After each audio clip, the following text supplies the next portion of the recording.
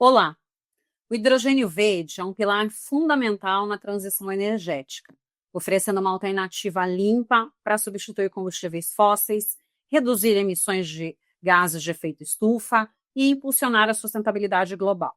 Para falar sobre esse tema, conversamos hoje com a doutora Valéria de Souza Rosa, sócia do LCFC Advogados, logo após a nossa vinheta.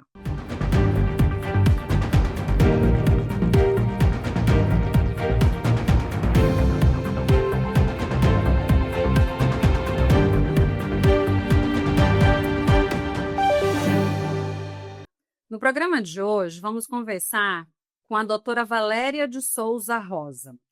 Olá, Valéria, tudo bom com você? Tudo ótimo, Renata, e contigo? Tudo jóia. Valéria, antes da gente começar aqui esse nosso bate-papo, eu queria que você falasse um pouquinho da sua formação e da sua experiência profissional.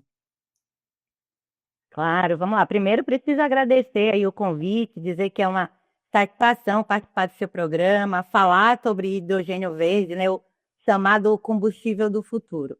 Então, eu sou graduada pela Universidade Federal da Bahia, especializada em Direito Administrativo pela PUC São Paulo e mestre em Direito da Regulação pela SGV Rio. Sou membro do Conselho do Instituto Brasileiro de Estudos de Direito de Energia, membro da Comissão de Estudos de Regulação do Instituto Brasileiro de Direito Administrativo e do InfraWomen Brasil.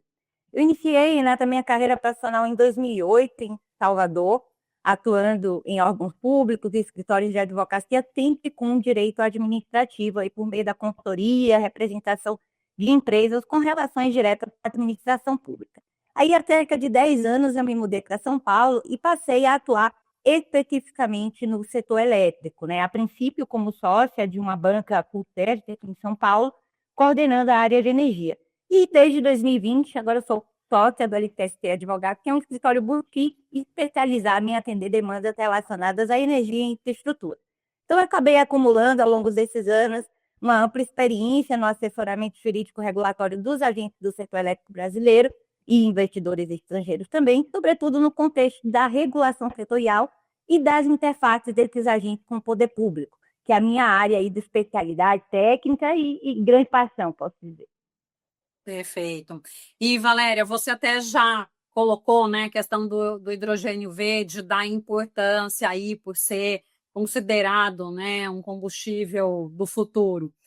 E acho que fala-se muito aí na questão da transição energética, na substituição da queima de combustíveis fósseis.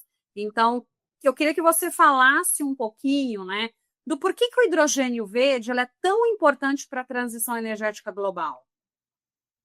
Perfeito, Renata. Eu acho que vale a gente parametrizar aqui o conceito do que se entende de transição energética, à medida que ela é definida aí como um conjunto de mudanças nos modelos de produção, distribuição e consumo de energia para alcançar aí uma maior sustentabilidade ambiental, sobretudo, né?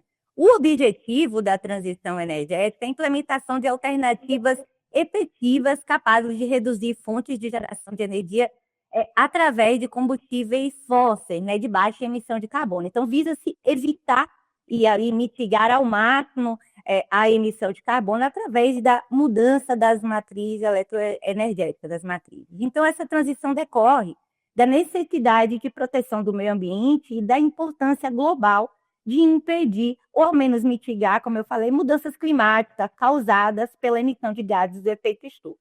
Então, tendo em vista a dificuldade de geração de energia renovável em grande escala, o que não era um problema aqui no Brasil, já digo aqui de passagem, né? O hidrogênio verde contribui para a neutralidade do carbono, né? A meta global estipulada no Acordo de Paris. Então, é nesse contexto de reavaliação ambiental e da meta de descarbonização que o hidrogênio surge também no âmbito, né, das metas estabelecidas da redução dessas emissões, né, através desses acordos globais entre diversas nações.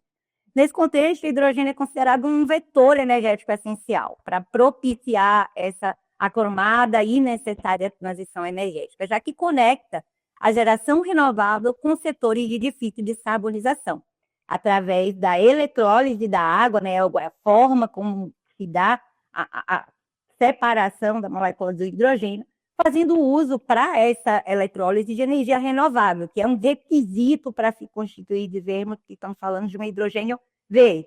Que energias renováveis seriam essas? Exemplo, solar, eólica, hidráulica, e a gente tem outras fontes, né, completamente renováveis que poderiam ser utilizadas também para o processamento, né, e a produção do hidrogênio verde. A gente tem nesse contexto global, né, várias vantagens que têm sido consideradas pelos estudiosos, pelos implementadores de política pública, tanto no Brasil quanto no mundo, quanto à não emissão desses gases poluentes, sobretudo quando se está falando de combustão e no processo de produção, né? Então você reduz, e no caso do hidrogênio verde, chegar a zero nesse processo de emissão. Outra vantagem que tem sido considerada nesse contexto global é a possibilidade de armazenamento para a utilização posterior. Então, esse requisito corrobora o que eu falei sobre a participação vital aqui do hidrogênio nesse contexto da transição energética. Ele também complementa a intermitência de fontes renováveis, então contribui para a segurança energética de modo geral. E ele tem uma versatilidade no uso, já que pode ser transformado em eletricidade ou em combustível sintético, que pode ainda ser utilizado como finalidades comerciais, industriais ou de mobilidade, que é algo que também já vem sendo concebido e implementado. Então, o hidrogênio verde surge nesse contexto da transição energética global, né? E aí a gente certamente deve falar do Brasil, né? E o papel dele nesse contexto. Uhum. E Valéria, me fala uma coisa, né? Você está mencionando aí da questão das inúmeras possibilidades de utilização do hidrogênio verde, né? Dessa versatilidade. Curiosidade, ele acaba sendo mais versátil até do que a energia solar, porque apesar do Brasil aí ter uma forte possibilidade de utilização da energia solar, pelas características de clima e tudo mais, a gente vê que se fala e se aposta muito mais no hidrogênio verde, né?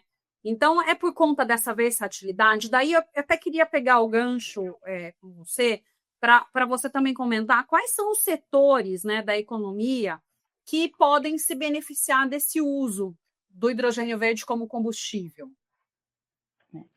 De fato, Renata, a gente tem uma versatilidade especial no hidrogênio verde à medida que ele não serve apenas para a geração de energia. Então, quando você tenta aqui uma diferenciação entre a energia solar e o hidrogênio verde, o hidrogênio é para além da geração de energia, ele é utilizado como um insumo produtivo, enfim, aqui para a produção de fertilizantes, já entrando em quais setores, né, que são beneficiados. Um deles, muito relevante, é essa indústria de fertilizante, que o Brasil tem uma característica de importação, enquanto deveria estar produzindo à medida, né, que o nosso setor agroindustrial é muito forte, mundialmente falando.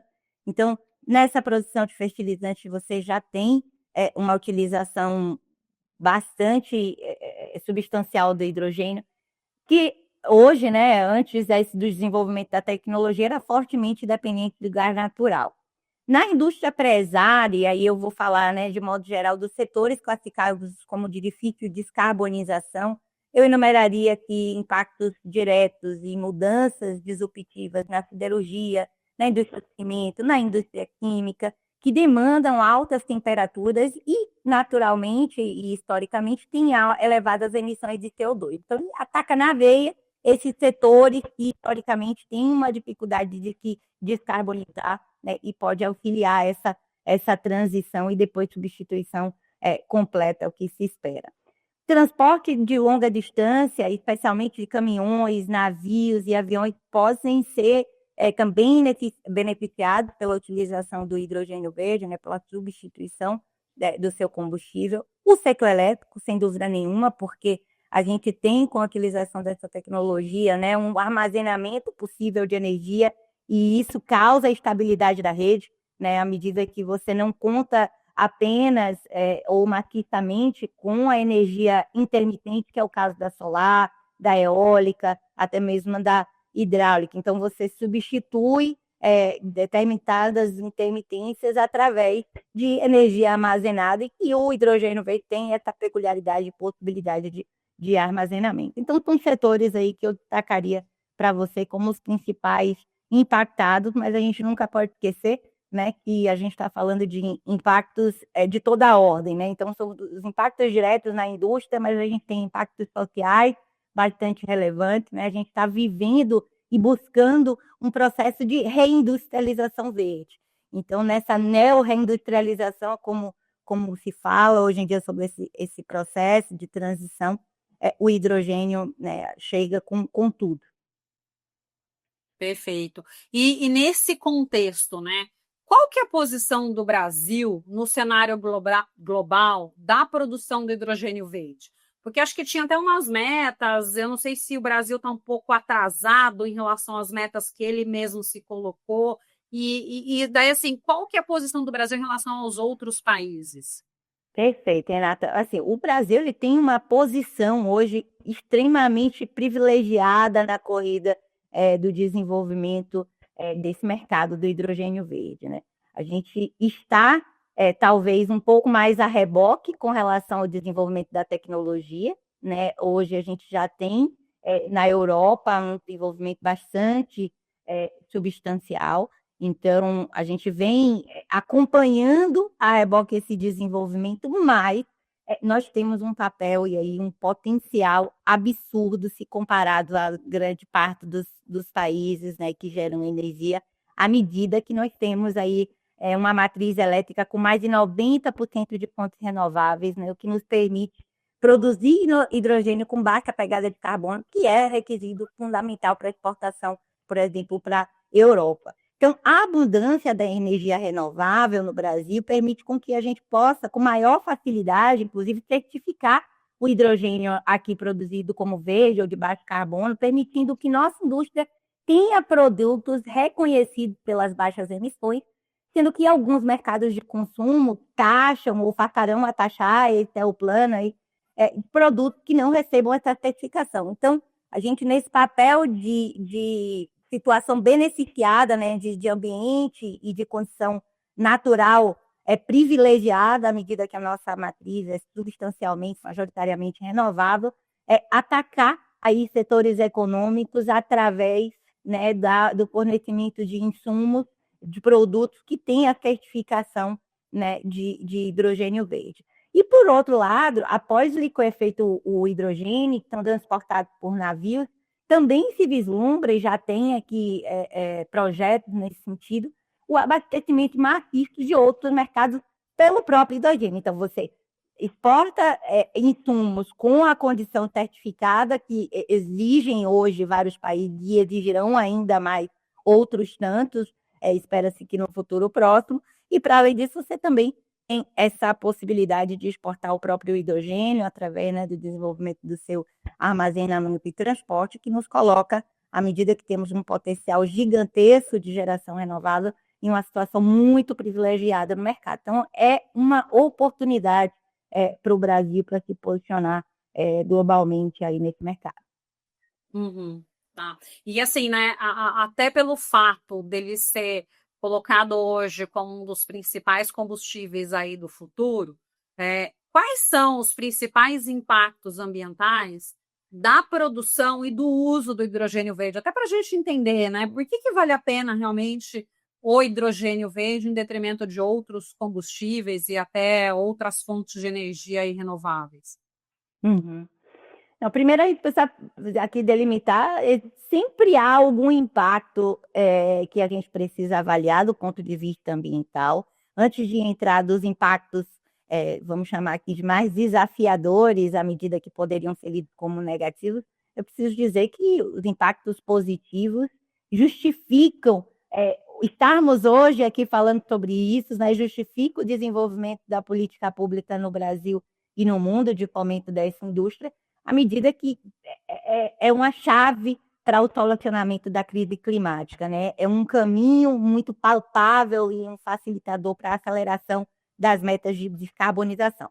Agora, apesar de limpo, como eu mencionei, a gente não pode desprezar aí qualquer, né, que há impactos ambientais que piram atenção, né? E que certamente também serão objetos de cuidado em licenciamentos ambientais, né, na avaliação da viabilidade ambiental, de condicionantes, etc.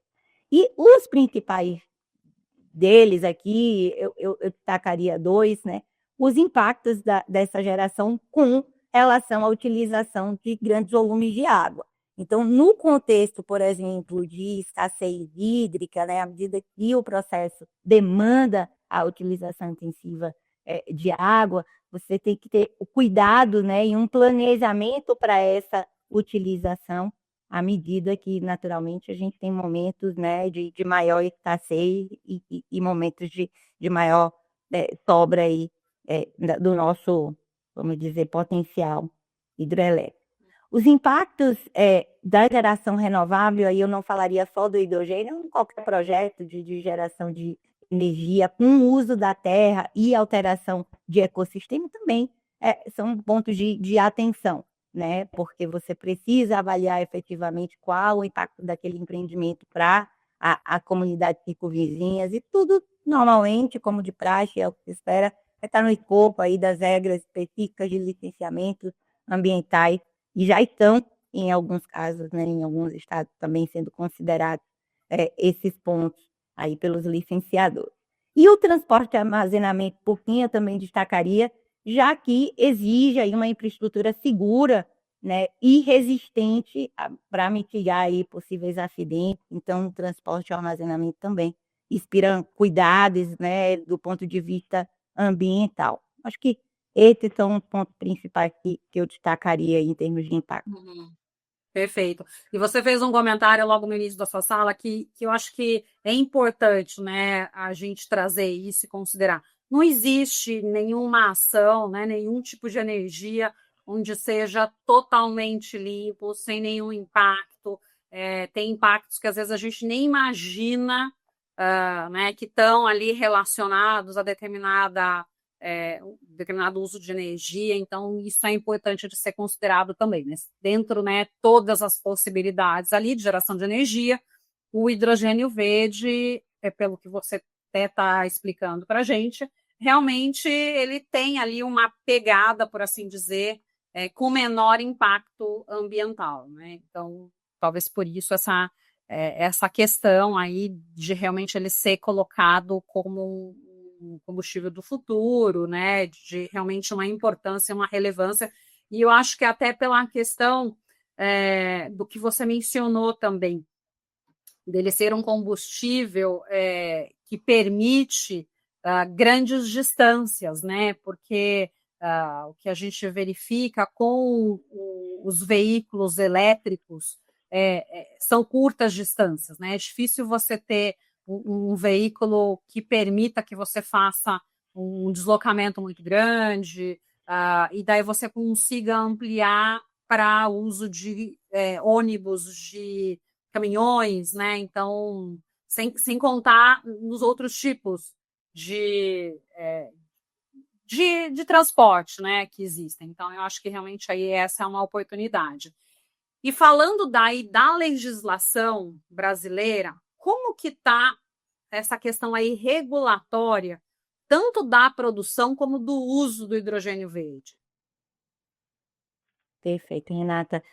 Primeiro, antes de entrar a sua pergunta, eu ressalto, né? Eu acho que um dos grandes pontos aqui de vantagem do hidrogênio verde inclusive, o seu próprio transporte, né? Tudo bem que você tem que tomar os cuidados adicionais, mas a gente hoje, por exemplo, no setor elétrico, vive uma discussão muito grande sobre a expansão da linha de transmissão, o custo disso para o escoamento da energia. Então, o armazenamento do hidrogênio e a possibilidade de atendimento dele como fonte de combustível, né, de vários insumos, você tem uma proximidade à carga, à utilização, por exemplo, uma proximidade à indústria que vai utilizá-la, sem demandar necessariamente, em alguns casos, a expansão de linhas de transmissão de energia propriamente, né, que tem alto custo ao consumidor. Então, para além ali dos desafios de impacto, eu gostei muito da sua fala e eu ressalto, né, mais uma vantagem, né, e foi a partir de que você mencionou, do que eu concordo.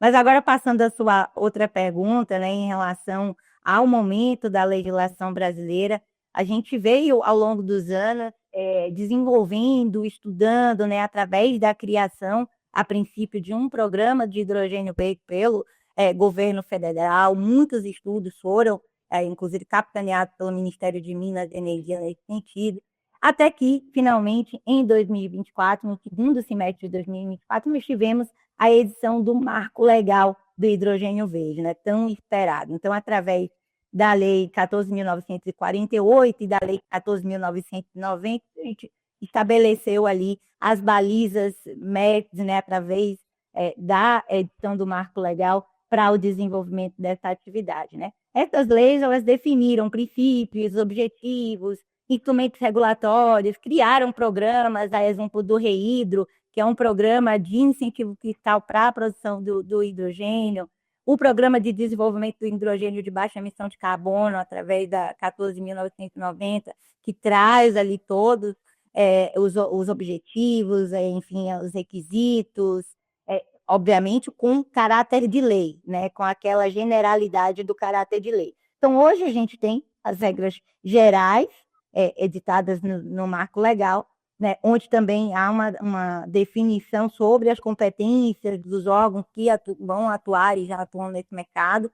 Destaco o papel da ANP, né, que tem competência através da lei aí para regular a produção, a certificação, transporte, comercialização de hidrogênio de baixa emissão.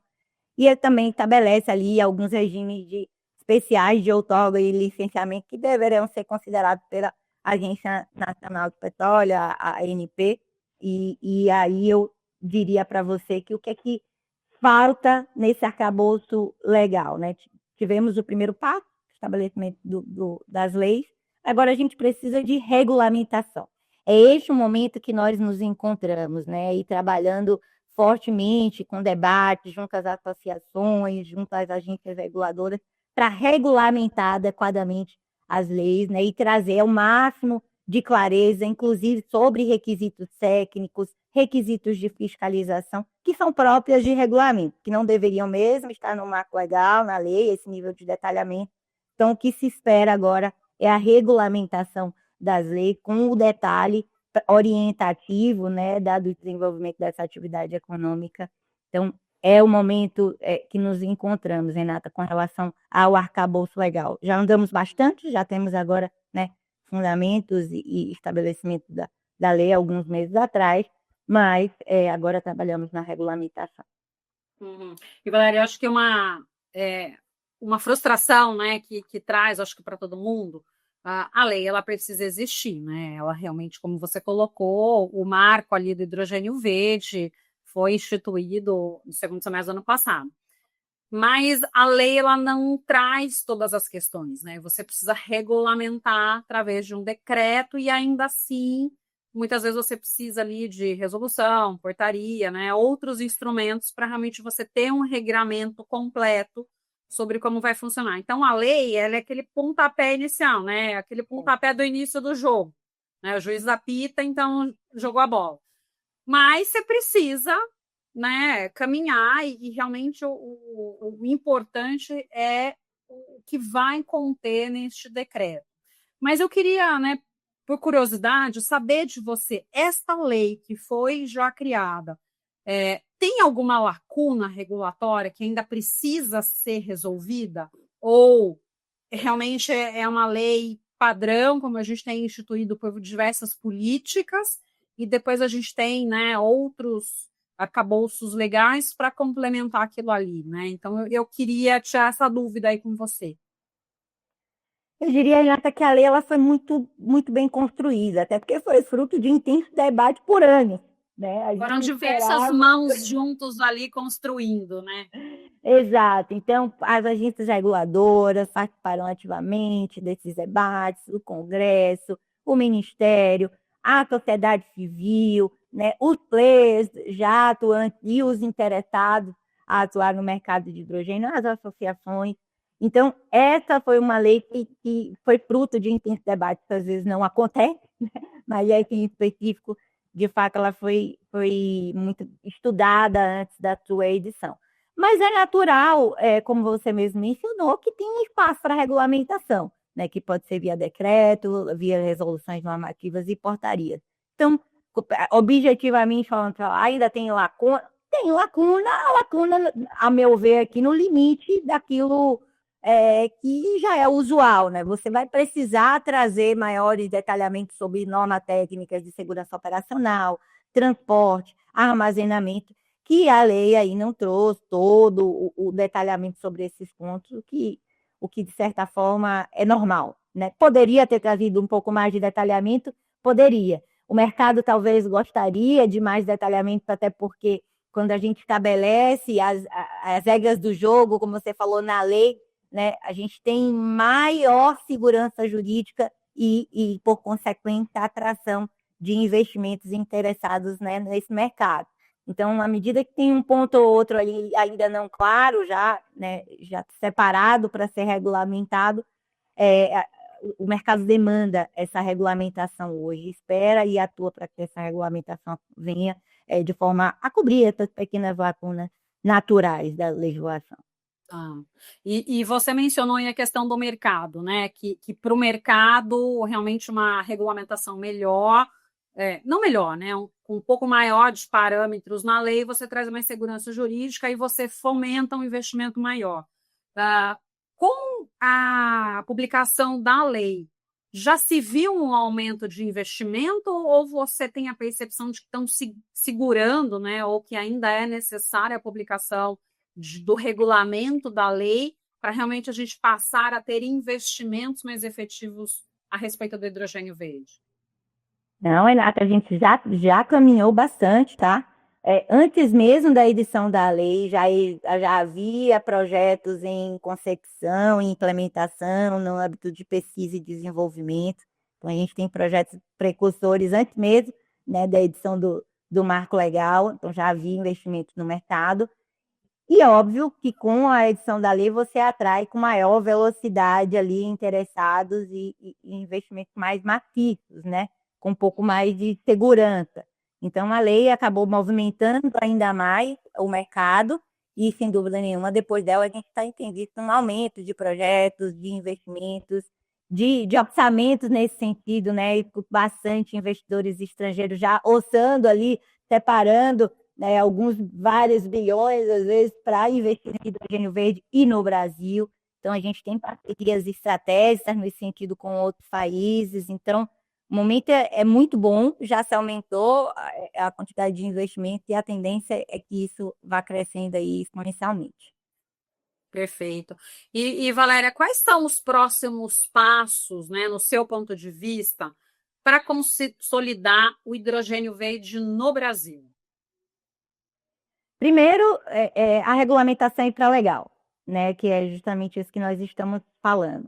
Então, é preciso que se estabeleça todas as, né, requisitos, exigências, regras, possíveis penalidades, forma de fiscalização, forma de licenciamento. Então, toda a regulamentação infralegal para viabilizar o desenvolvimento desse mercado de forma segura é extremamente necessária e eu espero que seja aí o próximo passe, né, para que a gente desenvolva ainda mais rápido o mercado. Então, a ANP e o fortalecimento dela, à medida que a lei colocou a ela competências específicas, também inspira aqui atenção. Eu acho que também a título de próximo passo é o fortalecimento da ANP com equipe especializadas e conhecedoras do mercado, né, que tem um entendimento para bem regulá-lo e fiscalizá-lo, né?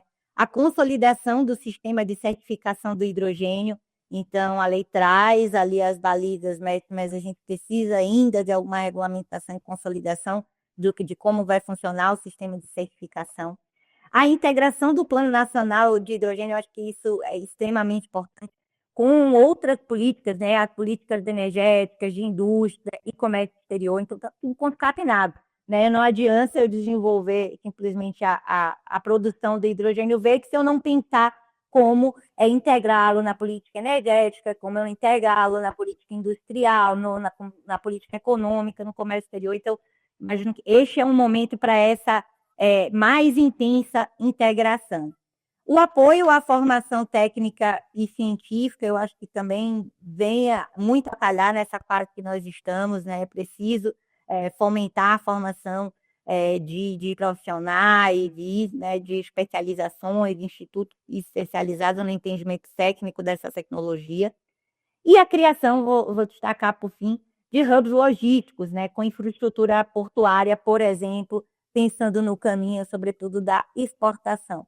Então, o desenvolvimento desses hubs logísticos também é algo que se espera, já foi iniciado de certa forma, mas eu imagino que nos próximos anos a gente vai ver mais hubs e uma preocupação maior com essa infraestrutura, tanto de transporte, como de armazenamento e como de escoamento da produção aí através da infraestrutura portuária.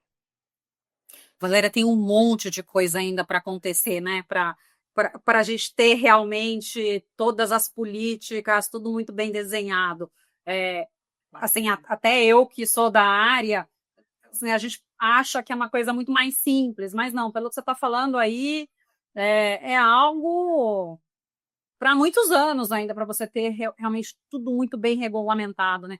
E daí, quando você entra nessa área de licenciamento, nossa, tem um caminhão de coisas ainda, né, para acontecer. É verdade. O É verdade, desafio é vai ser verdade. grande. Com certeza. O momento agora é de intensificar a velocidade, né, Renata? A gente tem historicamente já sempre a propensão de caminhar, a regulação caminhar a reboque, o desenvolvimento da política pública caminhar a reboque do desenvolvimento da tecnologia. Daqui a pouco a tecnologia já se modifica, já se aprimora. E aí a gente vai precisar revisitar, né, estruturas e conceitos que estamos trabalhando há alguns anos. Então, assim, muita atenção e energia agora, né, para que a gente consiga desenvolver no horizonte aí de pelo menos médio prazo, efetivamente, a indústria no Brasil. Não, é super importante, porque se você pegar ali políticas que foram instituídas no passado, né, sei lá, a Política Nacional de Resíduos Sólidos, a própria Política Nacional do Meio Ambiente, né, todo mundo fala que sempre demora uns 10 anos ali para você ter uma efetivação do que está escrito na lei. Mas não dá para a gente esperar 10 anos, né? E 10 anos, talvez essa tecnologia, não vou falar que é obsoleta, mas tem outra coisa que deve surgir nesse meio de tempo, porque tá muito rápida a evolução de muitas coisas, né? Que refletem em outras questões. Então, realmente, acho que precisa ter uma atenção, porque para a gente não perder e não perder como país a oportunidade, né? E daí eu até ia comentar.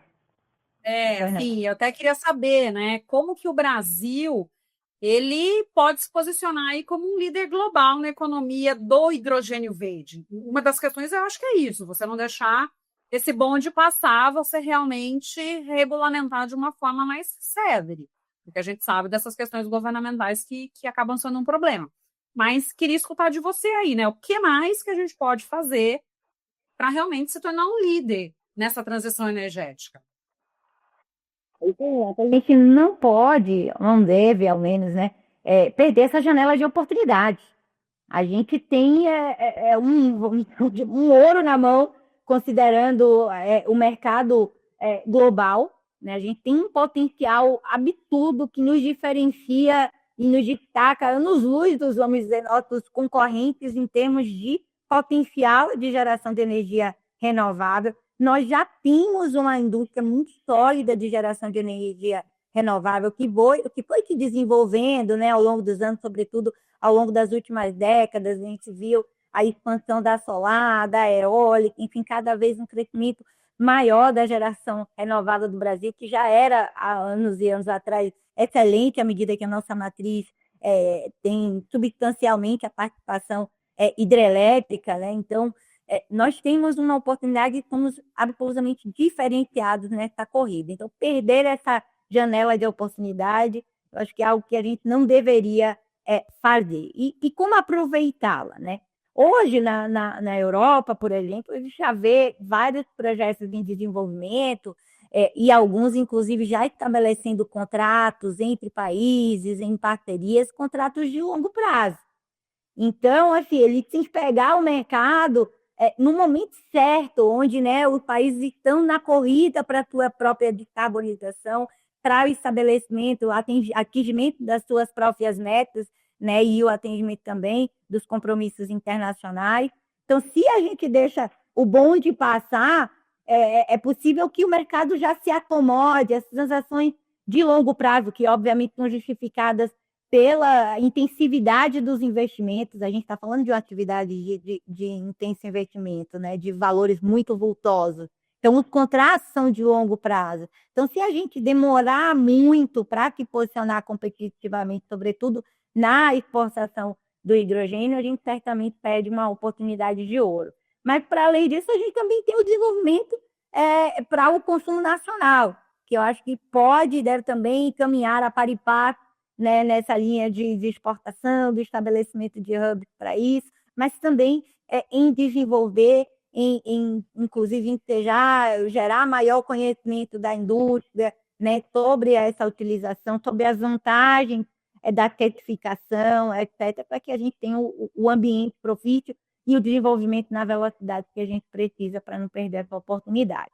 Então, para mim, né, a gente precisa ainda, assim como foi historicamente com outras indústrias, é o caso da solar, da eólica, de incentivos quando ainda os insumos para a produção, né, do hidrogênio não são tão baratos quanto outros para a geração de outros, né, através de outras fontes. Então, a exemplo do ReHidro, né, que é um programa que traz ali incentivos fiscais para o desenvolvimento do mercado. Eu diria que quanto mais possibilidades, obviamente, sem onerar o consumidor, sem onerar demasiadamente, né, o contribuinte também, a gente precisa de elementos de incentivo. Né? Obviamente, subsídios devem ter prazos para acabar, mas é preciso, e isso é natural, que se invide em esforços aí de estabelecimento de programas que viabilizem um maior crescimento na velocidade que se espera.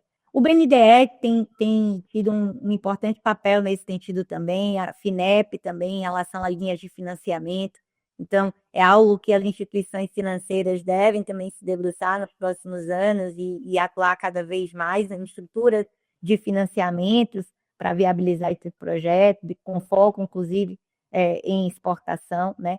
Há também aí uma necessidade da gente identificar, isso já vem acontecendo, quais são os locais, os estados que têm um maior potencial, e eu já diria que os estados do Nordeste estão com políticas públicas, vários deles já voltadas para o desenvolvimento do mercado, haja vista suas condições privilegiadas ali de geração de energia renovável. Então, isso e o olhar dos estados, através de suas políticas também estaduais, eu diria que agrega aqui para o desenvolvimento, né, e o estabelecimento de parcerias privadas e público-privadas, né? Cooperação com outros países, Renata, também é algo que já vem acontecendo, e eu destacaria aqui em cooperação com a Alemanha, com o Japão, com a Holanda, isso é importantíssimo, né? Eles são a nossa frente. Então, a gente precisa aproveitar e beber desse conhecimento da tecnologia, estabelecer pactos comerciais também. Então, essa parceria, a cooperação com outros países também é algo que importa aqui para esse desenvolvimento. Uhum. Não, isso que você colocou, né, eu acho que é muito importante do Brasil não perder a oportunidade desses acordos comerciais, porque não é só uma questão de um novo combustível, né, mais limpo, com benefício ambiental. É óbvio que isso é super importante, né, e até uma das principais razões da gente estar aqui hoje conversando. Mas você tem a questão do desenvolvimento econômico por detrás. E a gente tem que, né, que também, do mesmo jeito que o meio ambiente é garantido na nossa Constituição Federal, o desenvolvimento econômico também é para a iniciativa privada. E são ações que a gente tem que caminhar em conjunto, né? O desenvolvimento sustentável visa isso. A gente não tem meio ambiente protegido se a gente não tiver um desenvolvimento econômico. Eles têm que caminhar em conjunto. Então, quando a gente tem oportunidades, né, principalmente aqui no nosso país, de você impulsionar a questão do desenvolvimento atrelado a uma energia mais limpa, a um benefício ambiental, a gente tem que abraçar essa oportunidade, né? Não pode deixar com que ela passe. Então, eu acho que isso fica aí como lição de casa, né? Acho que para todo mundo, principalmente aí para os governos, para as entidades, mas realmente é super importante, porque senão passa, a gente perdeu a oportunidade e a gente vai regulamentar lá atrás, quando né, a gente estiver já vendo todo mundo lá na frente com as questões do hidrogênio verde. Óbvio, tem o mercado interno, como você bem colocou, mas não dá para a gente ignorar o mercado internacional. Né? E o Brasil ser um grande player nesse mercado no hidrogênio verde. Então, acho que você fez aí uma ótima consideração que realmente acho que a gente tem que. Não dá para dormir, né? Tem que. O cavalo selado está passando. A gente precisa montar nesse cavalo e seguir o caminho do desenvolvimento do mercado, né? Sob pena de perder uma oportunidade de ouro. Perfeito. E a questão dos incentivos, Valério, né? Você comentou aí né, de alguns incentivos do governo, né, de alguns financiamentos, acho que até essas parcerias, né? E como que você vê isso daqui para frente? Isso deve impulsionar ainda mais esse mercado nosso? Sem dúvida nenhuma, deve e precisa para impulsionar o mercado. Então, o que eu exemplifiquei daí em relação a outras indústrias, exemplo da geração de energia eólica e solar, nós estamos com a matriz de energia renovável hoje, como estamos, com a complementariedade, com a diversidade que nós temos, justamente porque lá atrás houve apoio, houve subsídio, houve programas de desenvolvimento, houve entendimento através, né, da integração da política federal com as políticas estaduais. Então, é primaz, Renata, assim, é extremamente necessário. Eu acho que sem isso é muito difícil você desenvolver uma indústria, sobretudo quando a gente está falando de uma tecnologia que não é barata. Então, até que ela seja efetivamente competitiva, é preciso ter aí um incentivo governamental, e esse incentivo governamental está totalmente justificado por tudo isso que nós estamos falando, essa oportunidade única, né? Esse ambiente muito propício de desenvolvimento de exportação, de parceria com outros países, desenvolvimento também do comércio interno. Uhum. Ah, perfeito. E, Valéria, para a gente, então, finalizar aqui essa nossa conversa, que acho que está super interessante, né? Com muitas coisas importantes de reflexão, eu queria que você deixasse uma mensagem para a nossa audiência.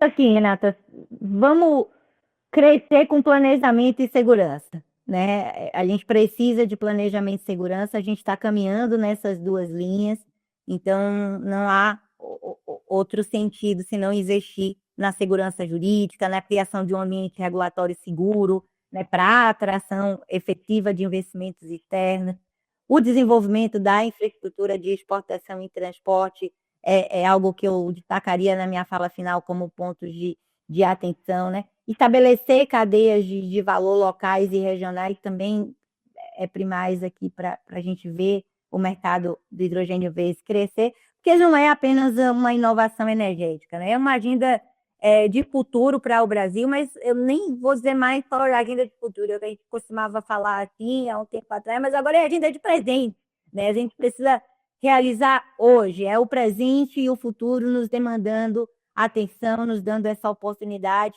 para o país efetivamente liderar a transição energética global, atrair investimentos sustentáveis, né, gerar desenvolvimento tecnológico e social. Mas, para o sucesso dessa agenda, existe aí uma necessidade de grande esforço e compromisso jurídico, governança regulatória, visão de longo prazo, e depende de decisões adequadas, jurídicas, políticas, institucionalmente falando.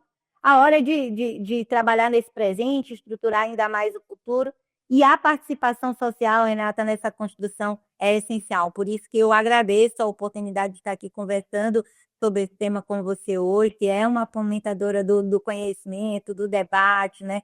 Então, é preciso que a sociedade participe do desenvolvimento desse mercado, à medida que ele traz benefício para todos, né, em diversos âmbitos, tanto no âmbito ambiental como social, a geração de empregos, a geração de divisas, impostos, né, num momento que a gente precisa de uma alavancagem econômica, essa oportunidade surge e vem muito a calhar. De novo, eu lhe agradeço demais aí pela oportunidade de fomentar o tema, o debate, e queria já me colocar à disposição sempre para tratar isso aí contigo. Maravilha. Valéria, eu que agradeço você pela sua participação aqui no programa hoje. Acho que é um tema super importante, é necessário o debate, é necessário que todo mundo conheça, né, se intere um pouco mais sobre a temática, sobre, né, as dificuldades e o caminho ainda que falta a gente percorrer. Então, agradeço e já fica o convite aí para você voltar mais vezes. O convite já aceito, Renato. Só combinamos que estarei aqui novamente, é um prazer. Perfeito. Bom, gente, no programa de hoje eu conversei com a doutora Valéria de Souza Rosa. Muito obrigado a você que nos prestigiou até aqui. Deixe seu like, se inscreva em nosso canal e compartilhe. Nos vemos na próxima semana.